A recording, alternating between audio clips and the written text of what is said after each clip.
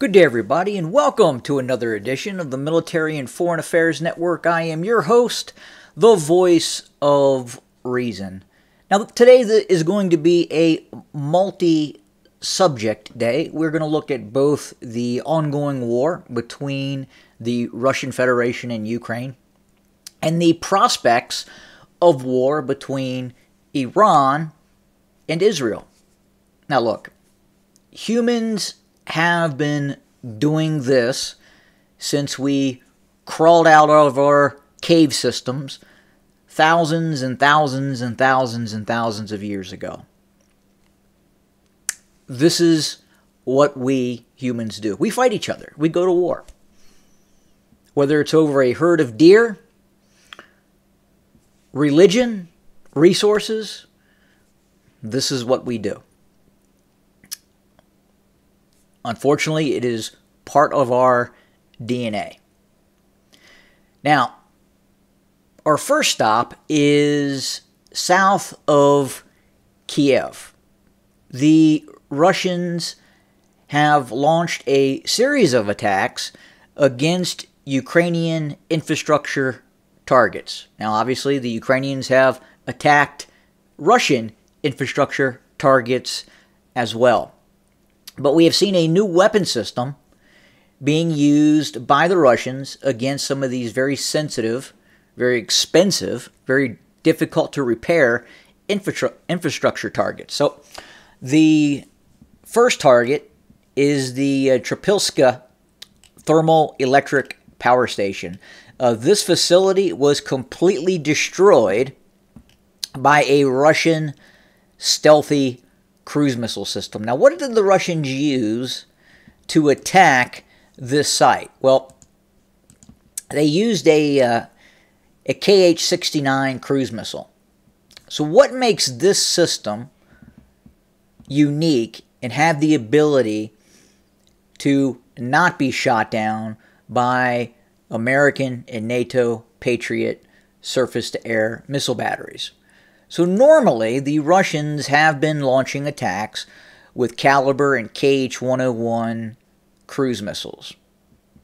When the Russians launch attacks specifically with the Kh-101, now this is a very large, very powerful cruise missile with incredibly long range. You can see here it has the conformal fuel tanks on the side of the missile, giving it increased range. Now, the Russians can also pack more explosives into these systems, shorten the range, and make them more devastating. But usually, these systems have to be launched from a very large bomber aircraft, such as a Bear, Backfire, Blackjack bomber system aircraft. Now, when the Russians launch these large bomber aircraft towards the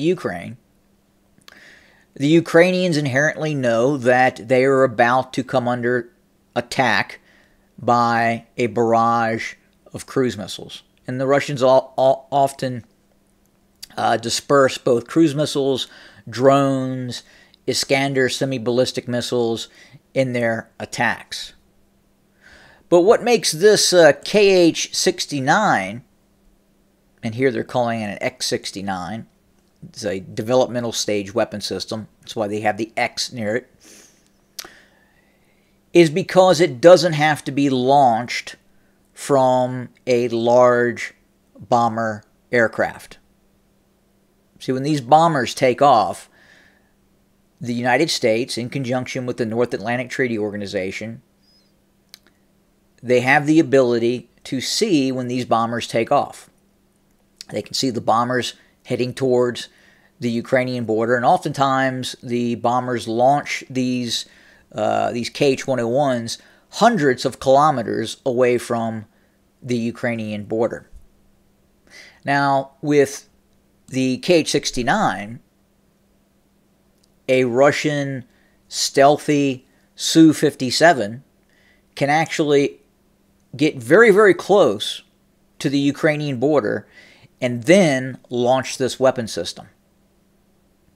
In fact, they have the ability to cross the Ukrainian border and then launch this weapon system. Now, what also makes this weapon system much more difficult to detect on radar is, one, it's a smaller missile, so its radar cross-section is smaller, it's more stealthy, it's a more advanced weapon system.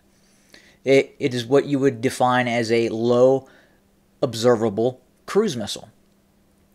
And you can really see that when you're looking at the front of this missile. Now, also what this missile is able to do, it's able to travel at very, very low altitude. In some cases, 20, 30 feet off the ground. And again, that's very difficult when a missile system is traveling that low. It's very difficult at times for Ukrainian radars, and specifically American sensor systems, to detect these missiles. And that is what happened.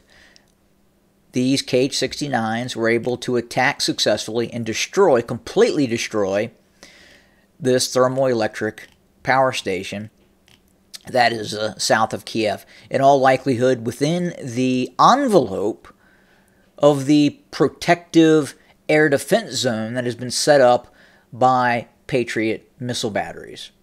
Kiev is one of the most difficult environments for the Russians to attack because of many of these Western air defense systems that have been set up.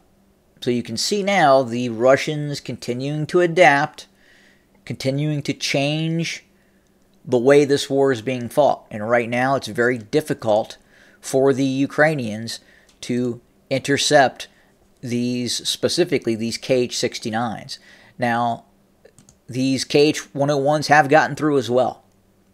The Ukrainians don't have the ability just to shoot down every single Russian cruise missile or ballistic missile that is inbound towards Kiev. The Russians may fire 20 and 5 to 10 get through. With the Kh-69, our understanding is it is near impossible for the Ukrainians to detect, engage, and destroy these missile systems. So again, that is what occurred.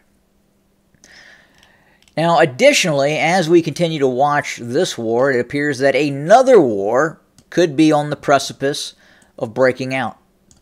We understand that intel indicates that Iran may be preparing for a very large attack against Israel. As we know, the Israelis engaged targets within the vicinity of Damascus. They hit an Iranian consulate office. An annex at that locale was the meeting place of very high-ranking Revolutionary Guards leadership functionaries. Now, apparently these high-ranking Revolutionary Guards members, these generals, were very close to some of the most high-ranking leadership functionaries in Iran. In fact, they may be linked in marriage. And that is why this issue is very sensitive for the Iranians, because the Iranian leadership is very upset about this Israeli attack. So what is going to happen? Now, there are indications that the Iranians are preparing to directly attack Israel. Not through proxies, not through launching missiles from Lebanon or Syria or even Yemen, but a direct attack taking place from Iran, targeting sensitive sites inside Israel. It is anticipated that this attack could entail as many as 100 ballistic cruise missiles and drones. So this is a very large attack that the Iranians could be preparing. Now, why haven't the Iranians already attacked? Well, the Iranians are concerned that if they launch this attack, number one, Israel is going to respond. Israel is going to launch retaliatory attacks against Iran. What that looks like, it's difficult to say. But also, there are American Aegis air defense ships, Arleigh Burke destroyers, cruisers, setting off the coast of Israel that are designed to shoot down some of these inbound Iranian missile systems. Compounding that, Israel has a very robust national air defense system that has the capability of shooting down these Iranian missile systems, depending on what the Iranians use. And that is another concern Iran has. So if Iran launches this attack against the state of Israel, and it is seriously unsuccessful, meaning Iran launches 100 missiles and many of these weapon systems are shot down, that is going to pose a serious issue for the Iranians. Because after that, if Israel is able to defeat an Iranian attack, the Iranians essentially don't have any other options other than these ballistic missiles, drones, and cruise missiles.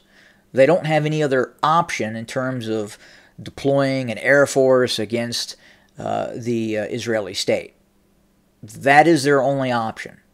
That's their only card they have. And if they play that card, and if that card is unsuccessful,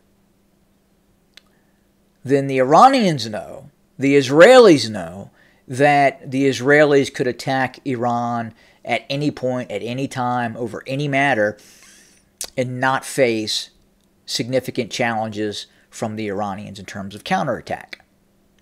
That's why we've never really seen an Iranian massed missile attack against the state of Israel. And we've seen it take place in Iraq. Obviously, the United States, during those strikes, were not prepared for those Iranian ballistic missiles. But attacking Israel with these ballistic missiles is much different than the operations the Iranians have done in the past against Saudi Arabia, against those oil facilities, and the air base in Iraq.